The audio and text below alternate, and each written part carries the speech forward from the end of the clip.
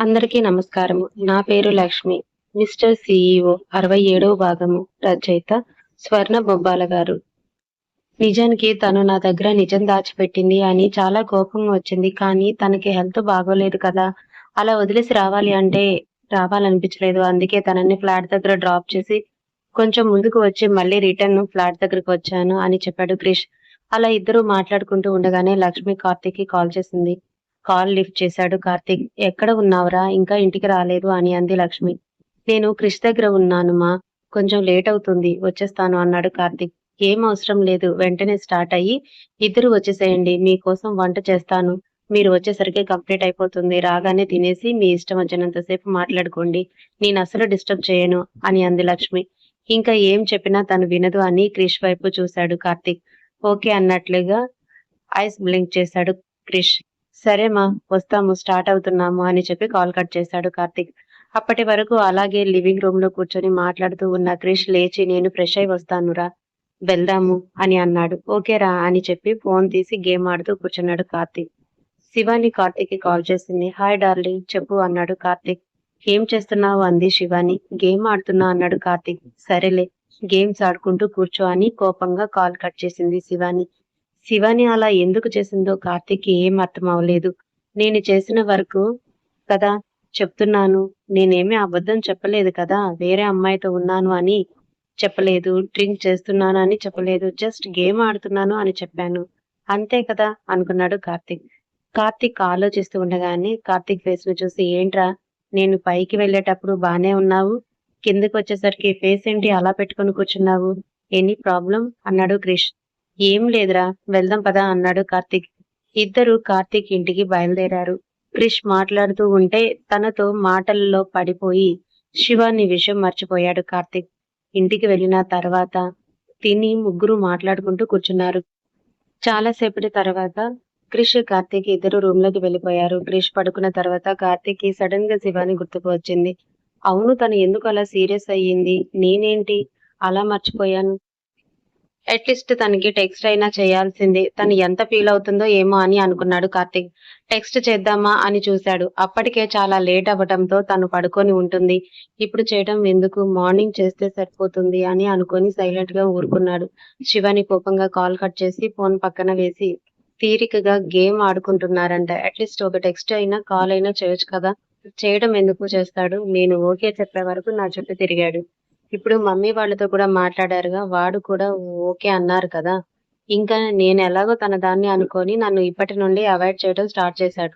చూస్తాను ఒక్కసారైనా కాల్ చేస్తాడేమో అని అప్పటి నుండి వెయిట్ చేస్తూ పడుకునే వరకు కూడా వెయిట్ చేసింది. కానీ కార్తీక్ దగ్గర నుండి కాల్ గాని, టెక్స్ట్ గాని ఏమీ రాలేదు. పడుకున్న తర్వాత కూడా నిద్ర పట్టక ఫోన్ 10 నిమిషాలకొకసారి చూస్తూనే ఉంది. కానీ నో యూజ్. విజయేంద్ర జగదీష్ కి కాల్ చేసి మాట్లాడతారు అనుకున్నాడు. కానీ మానస్ చేసింది గుర్తుకు వస్తూ ఉంటే జగదీష్ కి కాల్ చేయాలన్న కూడా అనిపించలేదు. కానీ రాధా, క్రిష్ల కోసం ఆలోచించి జగదీష్ కి కాల్ చేస్తాను అని డిసైడ్ అయ్యాడు విజయేంద్ర. వెంటనే ఫోన్ తీసుకుని జగదీష్ కి కాల్ చేశాడు. జగదీష్ ఫోన్ రింగ్ అవుతుండటంతో తీసి చూసుకొని అది విజేంద్ర గారి నెంబర్ అవడంతో, విజేంద్ర గారు నాకు కాల్ చేస్తున్నారా? కానీ ఎందుకు? మానస్ కోసమేమో అని అనుకొని ఏం మాట్లాడాలి, తనతో ఎలా మాట్లాడాలి అనుకొని కాల్ లిఫ్ట్ చేయకపోతే బాగుండదు అని డిసైడ్ అయ్యి రింగ్ ఎండ్ కి వచ్చే టైంలో కాల్ లిఫ్ట్ చేసి "హలో విజేంద్ర గారు, సారీ అండి" అన్నాడు జగదీష్. సారీ ఎందుకు చెప్తున్నారు? అర్థం చేసుకొని ఒక్క క్షణం సైలెంట్ గా ఉండిపోయాడు. "నేను క్రిష్ రాధల పెళ్లి గురించి మాట్లాడటానికి మీకు కాల్ చేశాను" అన్నాడు. క్రిష్ పెళ్లి గురించి అనగానే చాలా హ్యాపీగా అనిపించింది జగదీష్ కి. "చెప్పండి సార్, ఏం మాట్లాడాలనుకుంటున్నారు నాతో" అన్నాడు జగదీష్. "వాళ్ళిద్దరూ ప్రేమించుకుంటున్న విషయం మీకు తెలుసు అని అనుకుంటున్నాను. వాళ్ళిద్దరికి పెళ్లి చేయాలి అనుకుంటున్నాను. క్రిష్ ఫాదర్ గా పెళ్లి పనులు చూసుకోవాల్సిన బాధ్యత మీదే కాబట్టి మీకు చెప్తున్నాను" అన్నాడు విజయేంద్ర. క్రిష్ పెళ్లి పనులు నేను చూసుకోవటం క్రిష్ కి అస్సలు నచ్చదేమో. కానీ విజయేంద్ర గారేమో నేను చూసుకోవాలి అంటున్నారు. ఇప్పుడు ఏం చేయాలి నేను అని తనలో తానే బాధపడుతూ ఉన్నాడు జగదీష్. "ఏంటి జగదీష్ గారు, ఏమీ మాట్లాడటం లేదు? మీకు ఈ పెళ్లి చేయటం ఇష్టం లేదా" అని అన్నాడు విజయేంద్ర. "అయ్యో, మీతో సంబంధం కలుపుకోవటం ఎవరికి ఇష్టం ఉండదండి. పైగా వాళ్ళిద్దరూ ప్రేమించుకున్నారు. అలాంటప్పుడు వాళ్ళిద్దరికి పెళ్లి చేయడానికి నాకేం అభ్యంతరం ఉంటుంది" అన్నాడు జగదీష్. మాన్సికి పెళ్లి చేయకుండా క్రిష్కి పెళ్లి చేయటం కరెక్ట్ కాదేమో అని అలా ఏమైనా ఆలోచిస్తున్నారా అని అడిగాడు విజయేంద్ర. నోనో, అలా ఏం లేదండి. తనది ఇంకా స్టడీనే కంప్లీట్ అవ్వలేదు. తను స్టడీ కంప్లీట్ చేసుకొని ఏదైనా జాబ్ చేస్తున్న తర్వాతే పెళ్లి చేసుకుంటాను అంటుంది. అలాంటప్పుడు తనని పెళ్లి చేసుకోమని నేను అడగలేను కదా. తన లైఫ్ లో సెటిల్ అయిన తర్వాతే తనకి పెళ్లి చేస్తాను. ఇప్పుడు నాకు అలాంటి ఉద్దేశం ఏం లేదు. మనం క్రిష్ రాధల పెళ్లి జరిపించేద్దాం అన్నాడు జగదీష్. సరే అయితే నేను పంతులు గారిని కనుక్కొని మంచి ముహూర్తం ఎప్పుడో తెలుసుకొని తర్వాత మీకు ఇన్ఫార్మ్ చేస్తాను అన్నాడు విజయేంద్ర. ఓకే సార్ అన్నాడు జగదీష్.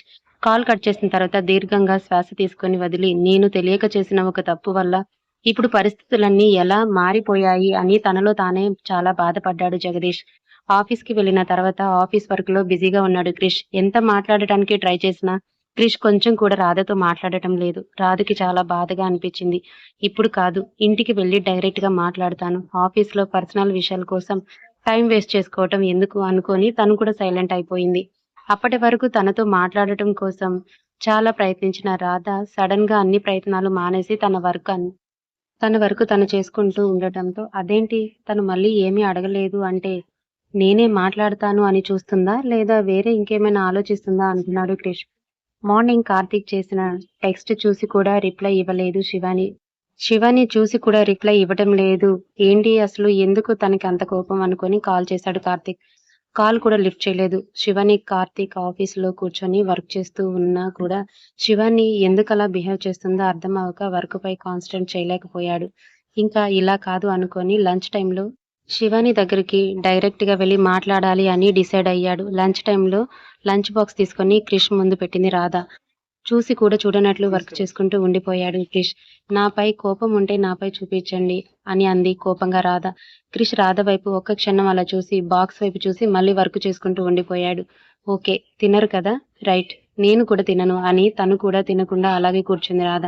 రాధను తినమని చెబుతున్నా అనుకున్నాడు క్రిష్. కానీ ఒక్కసారి తనతో మాట్లాడితే ఉన్న కోపం మొత్తం పోయి నార్మల్ అయిపోతాను.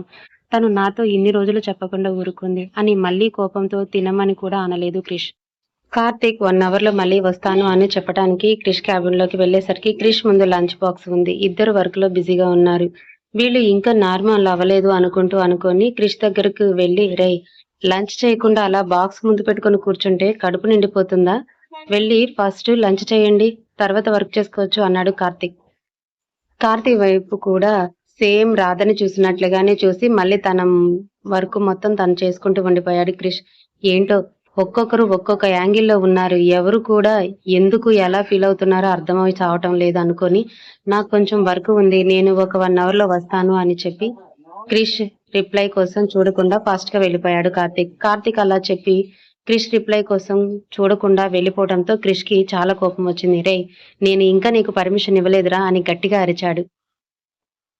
కానీ అప్పటికే కార్తీక్ వెళ్ళిపోయాడు. అది చూస్తున్న రాధకి చాలా నవ్వు వచ్చింది. కానీ నవ్వితే క్రిష్ ఫీల్ అవుతాడేమో అని నవ్వు ఆపుకొని చాలా ట్రై చేసింది రాధ. కానీ ఎంత ట్రై చేసినంత మాత్రాన నవ్వును ఆపుకోలేకపోయింది. తనను అలా నవ్వుతూ ఉంటే క్రిష్ కనురెప్ప కూడా వేయకుండా మర్చిపోయి తన వైపు అలాగే చూస్తూ ఉండిపోయాడు.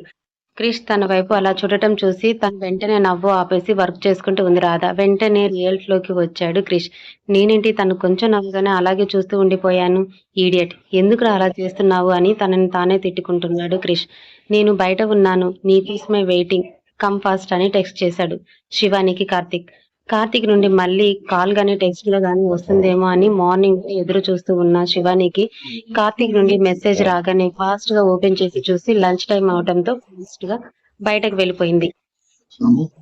కార్తీక్ దగ్గరకు వెళ్లే వరకు కూడా చాలా స్పీడ్ గా వెళ్ళింది. కానీ కార్తీక్ దగ్గర వెళ్ళగానే జరిగిందంతా గుర్తుకు వచ్చి కోపంగా, ఎందుకు నా దగ్గరకు వచ్చావు, వెళ్ళిపో ఇక్కడ నుండి, నీకు నాకన్నా ఇంపార్టెంట్ థింగ్స్ చాలా ఉన్నాయి కదా, అవి చూసుకోకుండా మళ్ళీ నా దగ్గరికి ఎందుకు వచ్చావు అని అంది కోపంగా. అసలు ఏం జరిగింది, నువ్వు ఎందుకు అంత కోపంగా ఉన్నావు, నాకేం అర్థం అవటం లేదు అంటూ ముందు కారులో కూర్చో, రెస్టారెంట్ కి వెళ్ళి తింటూ మాట్లాడుకుందాం, అసలే 1 అవరే టైం మాత్రమే ఉంది నాకు, ప్లీజ్ డోంట్ వేస్ట్ టైం అన్నాడు కార్.